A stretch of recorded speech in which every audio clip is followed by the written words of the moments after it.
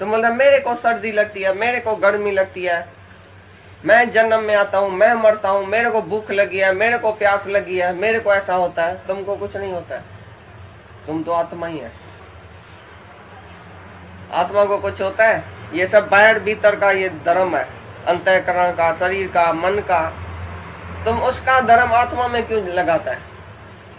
तुम क्यों बोलता है मेरे को ना भूख लगती है? आत्मा, अगर मैं आत्मा होता तो मेरे को भूख क्यों लगती? आदमी पूछता है ये, मेरे को भूख क्यों लगती है, प्यास क्यों लगती है, नींद क्यों आती है? वो बेचारा गरी गरी नींद में सोता है, वो जगाता है उसको, उसका ध्यान ही उसमें है। अरे तुम अपने को जगाओ, दूसरा आप ही जगेगा। तो ऐसी तरह से तुम जो एक जगता है तो अपने को ही जगाता है। तुम अपने को जगाएगा तो तुम्हारा अंधेरा दूर हो जाएगा। हर एक अपने को जगाए। तो ये सब धर्म जो है वो सर्दी, गर्मी, भूख, प्यास, जन्म, मरण, सब देह का धर्म, मन का धर्म, सूक्ष्म शरीर का धर्म तुम्हारा धर्म ही नहीं है। तुम आत्मा है। तुमको कभी भूख लगी नहीं है, तुमने कभी पानी पिया भी नहीं है, तुमको कभी सर्दी लगती भी नहीं है, गर्मी लगती भी नहीं है। तो बोला ज्ञानी को सर्दी क्यों लगती है? हमारे को तो नहीं लगती है। अरे तुम्हारी प्रकृति है गर्म, हमको गुरु ने ऐसा अंदर बाहर शीतल कर दिया जो फैन भी अच्छा नहीं लगता है। हम अंदर बाहर शीतल हो गए, अभी तुम गर्म है तो गर्मी लगती है तुमको। तो ज्ञानी को गर्मी, ज्ञानी माना आत्मा, ज्ञानी माना शरीर। ज्ञानी को सर्दी क्यों लगती है? ज्ञानी को गर्मी क्यों लगती है? ज्ञानी को भूख क्यों लगती है, प्यास क्यों लगती है? ज्ञानी बीमार है क्या? ये भूख नहीं लगेगी। तुमको तो चिंताएं है तो तुमको भूख नहीं लगेगी। ज्ञानी को चिंता ही नहीं है तो उसको सारा दिन भूख लगेगी। क्यों नहीं लगेगी? उसका हाजमा ठीक है, उसका शरीर ठीक है, वो तंदुरुस्त है, बीमार थोड़ी है जो भूख नहीं लगेगी। भाई मेरा गुरु एक संत बैठा है उत्तरकाशी में, वो खाता ही नहीं है, इसके लिए वो ज्ञानी है। वो पहनता नहीं है कपड़ा, इसके लिए ज्ञानी है। वो पानी नहीं पीता है, इसके लिए ज्ञानी है। भूख प्यास नहीं लगती है, सर्दी गर्मी नहीं लगती है, नंगा होकर घूमता है, इसके लिए वो ज्ञानी है। अरे ज्ञानी तो आत्मा, ज्ञानी से कोई बात नहीं लगती है। ज्ञानी माना ही आत्मा। तुम बोलते ज्ञानी माना शरीर, फिर तुम शरीर का धर्म आत्मा में, आत्मा का धर्म शरीर में लगाता है। तो ये बोलता है अंतःकरण का धर्म अंदर, बाहर का, शरीर का, मन का धर्म अपने में नहीं माना।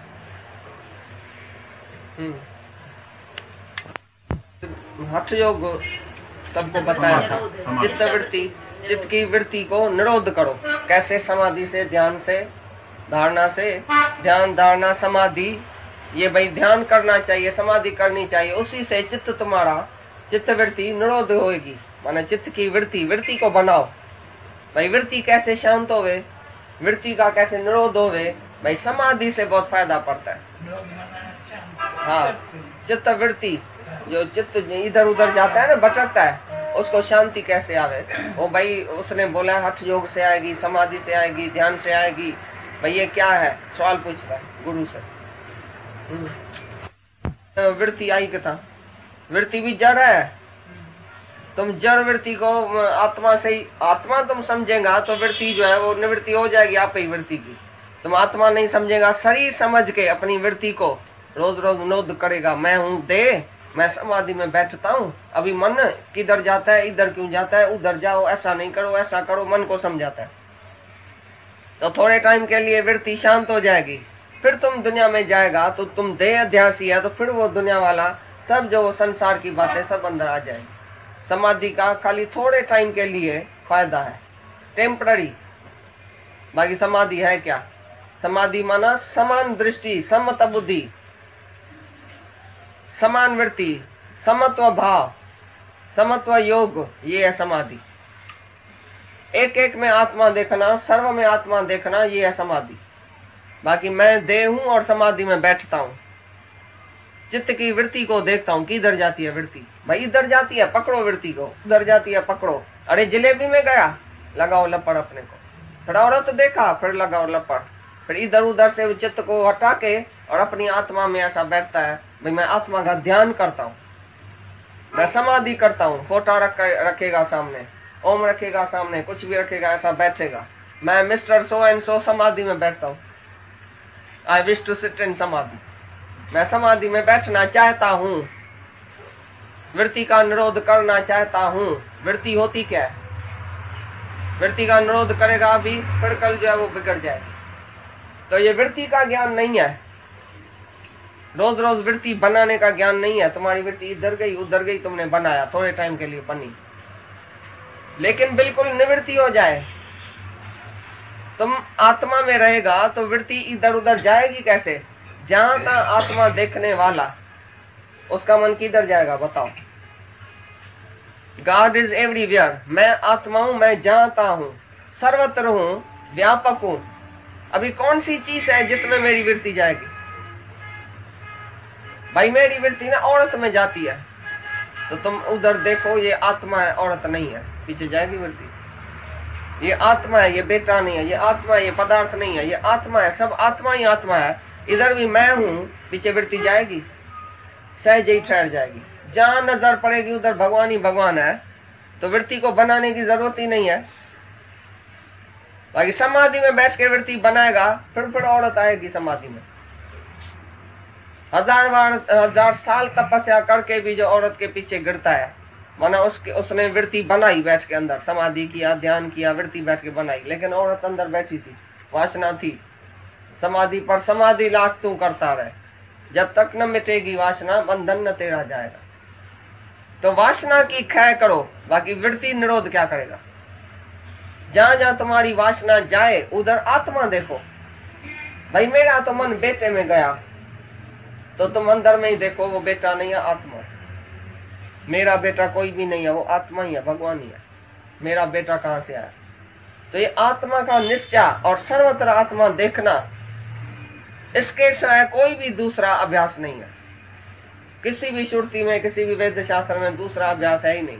आत्मा के निष्ठा के सिवाय, आत्मा के निश्चय के सिवाय कोई अभ्यास नहीं है। बाकी कितना भी साधन करो, समाधि करो, ध्यान करो, अगर आत्मा का निश्चय नहीं किया, बाकी कुछ भी बैठ के करो, तो ये वंज चलाते हैं, नाव चलाते हैं, फिजूल अपना टाइम गंवाते हैं। और आत्मा की निष्ठा नहीं किया तो बाकी कुछ भी किया तो कुछ नहीं हुआ, जीरो, बंधन ही है, बंधन ही है।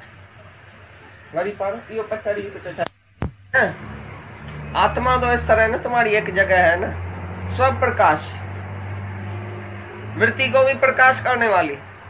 वो जड़ वृत्ति क्या आत्मा को जानेगी?